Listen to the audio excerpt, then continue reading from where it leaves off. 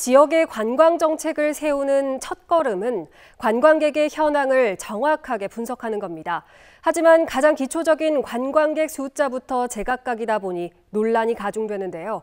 그러다 보니 정책의 방향성을 잡는 것도 쉽지 않습니다. 이병선 기자입니다.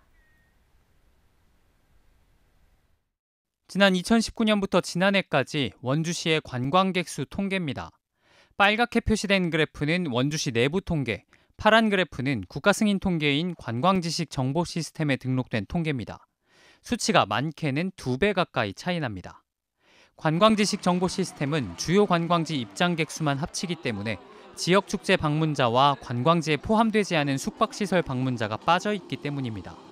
작년 기준 200만 명이 여기에 해당하는데 이 수치도 확실하다고 볼 수 없습니다. 애초에 지역 축제도 제대로 숫자를 집계하고 있다고 보기는 어렵기 때문입니다. 원주시는 한지문화재 35만 명, 댄싱 카니발 31만 명으로 집계했습니다. 하지만 한국관광공사 데이터랩의 작년 자료에는 댄싱 카니발이 6만 6천 명으로 원주시 집계 5분의 1밖에 되지 않았고 한지문화재는 오히려 80만 명이 넘어 3배 가까이 됐습니다.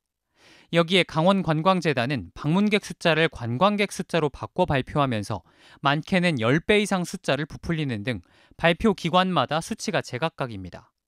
작년 만두축제도 원주시는 20만 명 방문으로 발표했지만 산출 방식을 두고 과다 집계 논란이 있었습니다.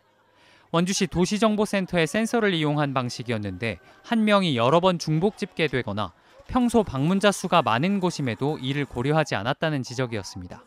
20만 명의 100억 경제 효과를 봤다고 주장하는데 그에 대한 정확한 데이터를 제출하지 못하고 부풀려서 내고 있습니다. 신뢰할 수 있는 기관에 의뢰를 맡겨서 축제를 분석해야 합니다. KT가 통신사 데이터와 카드 사용 데이터로 성별, 연령별, 타 지역 방문자 데이터를 제공하고 있지만 높은 비용이 장벽입니다. 원주시 관계자는 통신사 데이터를 사용하는 걸 고려했지만 최소 비용이 3천만 원이어서 예산 문제 때문에 포기했다고 밝혔습니다.